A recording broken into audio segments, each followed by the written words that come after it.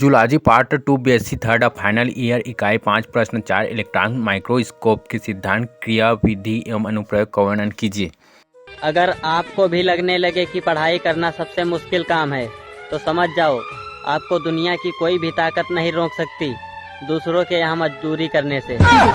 उत्तर electron सूक्ष्मदर्शी electron microscope 20वीं शताब्दी में इलेक्ट्रॉन माइक्रोस्कोप का विकास जीव विज्ञान, बायोलॉजी एवं भौतिकी फिजिक्स के लिए एक बड़ी उपलब्धि थी।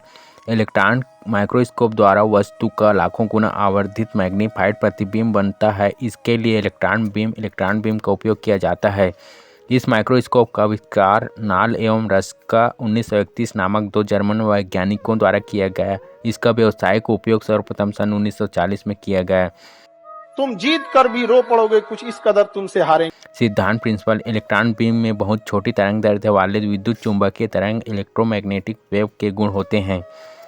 इसका तरंग दैर्ध्य वेवलेंथ विद्युत क्षेत्र इलेक्ट्रिक फील्ड उत्पन्न करने वाले वोल्टेज के वर्गमूल का व्युत्क्रमानुपाती इनवर्सली प्रोपोर्शनल होता है।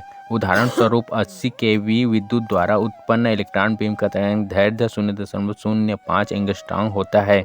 इलेक्ट्रॉन बीम का उत्पादन इलेक्ट्रॉन गन द्वारा होता है। बीम्स को माइक्रोस्कोप के अन्य अंगों कंपोनेंट्स की सहायता से संकेंद्रित कॉन्सेंट्रेट किया जाता है एवं इसके बाद इन्हें विद्युत चुंबकीय स्तरों इलेक्ट्रोमैग्नेटिक लेयर्स के द्वारा फोकस किया जाता है। जिस दिन आपको डर लगने लगेगा ना कि बहुत पढ़ना है, समझिएगा आप सफलता के रास्ते पे। जिस दिन डर नहीं लगेगा ना आपको, अरे हो जाएगा मेरा, आप भी जाएंगे होलसेल में। Transmission electron microscope TEM। इस माइक्रोस्कोप में इलेक्ट्रॉन का मार्ग प्रकाश सूक्ष्मदर्शी में प्रकाश की किरणों के अनुरूप होता है। इलेक्ट्रॉन गन से प्रेक्षित इलेक्ट्रॉन बीम विद्युत चुंबकीय लेंसों इलेक्ट्रोमैग्नेटिक लेंसेज की श्रेणी से होकर निकलती है।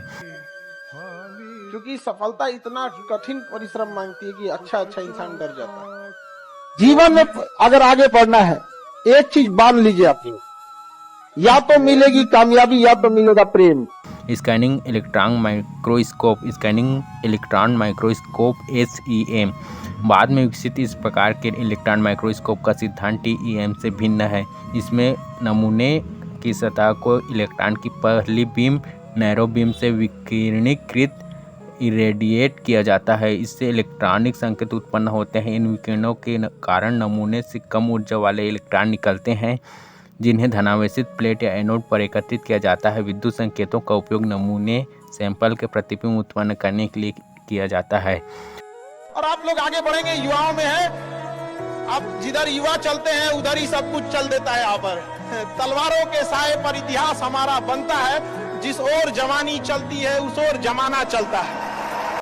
क्रिया विधि मेथड ऑफ एप्लीकेशन TEM में वस्तु का आवर्धित चित्र देखने के लिए उच्च निर्वात वैक्यूम उत्पन्न करना आवश्यक होता है, क्योंकि इलेक्ट्रॉन निर्वात में ही गमन करते हैं। इसके लिए नमूने सैंपल को पूर्ण रूपेण निर्जलीकृत करना आवश्यक होता है।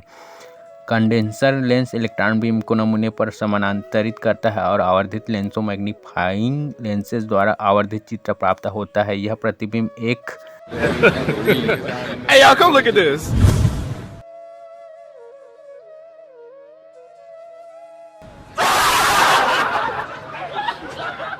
फास्फोरेसेंट स्क्रीन के संपर्क में आने पर दृश्य हो जाती है। 1 मिलियन केवी के त्वरण वोल्टेज वाला अभी विकसित किया। TEM का इलेक्ट्रॉन बीम 1 माइक्रोमीटर मोटे नमूने का भी प्रतिबिंब आसानी से बना सकता है। SEM में विद्युत संकेतों का उपयोग नमूने का प्रतिबिंब उत्पन्न करने में किया जाता है।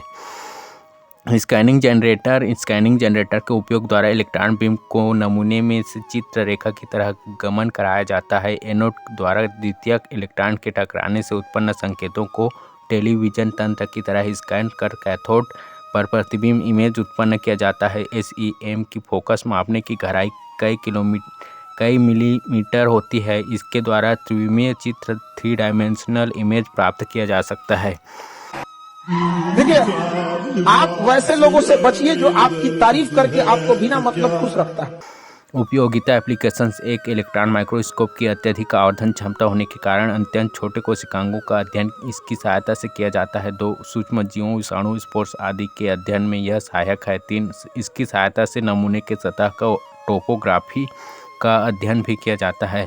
4 कोशिकांगों सेल ऑर्गेनेल्स के अलावा कोशिकांगों में पाए जाने वाले वृहद जैविक अणुओं माइक्रोबायोमोलिक्यूल्स की संरचना का अध्ययन भी इसके द्वारा किया जाता है। सीमाएं लिमिटेशंस। वस्तु के अत्यंत आवर्धित चित्र बनाने की क्षमता होने के बावजूद इलेक्ट्रॉन माइक्रोस्कोप की अपनी सीमाएं हैं। चूंकि वस्तु को उपयोग के समय उच्च निर्वात वैक्यूम में रखा जाता है, अतः जीवित वस्तु का अध्ययन इससे संभव नहीं है। देखिए, कुछ सच कड़वे लग सकते हैं, माँ बाप और शिक्षक का डांट थोड़ा कड़वा लगता है, लेकिन वो बाकी का आपको थोड़ा कठोर बनाना चाहता है। प्रकाश या संयुक्त एवं इलेक्ट्रॉन सूक्ष्मदर्शी में अंतर। Differences between compound and electron microscope. क्रमांक। प्रकाश सूक्ष्मदर्शी एक यह कोशिका तथा ऊतक के सामान्य रचना के अध्ययन के लिए प्रयुक्त होता है। इलेक्ट्रॉन सूक्ष्मदर्शी यह कोशिका तथा कोशिकांग के परासंरचना के अध्ययन के लिए प्रयुक्त होता है। प्रकाश सूक्ष्मदर्शी 2 चमक का स्रोत दृश्य प्रकाश होता है। इलेक्ट्रॉन सूक्ष्मदर्शी चमक का स्रोत इलेक्ट्रॉनों का पुंज होता है। प्रकाश सूक्ष्मदर्शी 3 इनमें आवर्धन के लिए कांच के लेंस लगे होते हैं। इलेक्ट्रॉन सूक्ष्मदर्शी इसमें आवर्धन के लिए विद्युत चुंबकीय लेंस लगे होते हैं। प्रकाश सूक्ष्मदर्शी 4 इसकी बॉडी ट्यूब निर्वात नहीं होती है।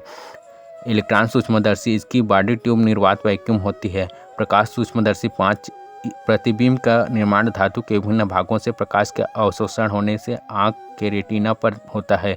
इलेक्ट्रॉन सूक्ष्मदर्शी प्रतिबिंब का निर्माण वस्तु के विभिन्न आणविक घटकों से इलेक्ट्रॉनों के विशिष्ट वितरण के से फोटोग्राफिक प्लेट या स्क्रीन पर होता है। प्रकाश सूक्ष्मदर्शी 6 सजीव तथा निर्जीव दोनों प्रकार के वस्तुओं को देखा जा सकता है। इलेक्ट्रॉन सूक्ष्मदर्शी केवल निर्जीव वस्तुएं ही दिखती हैं।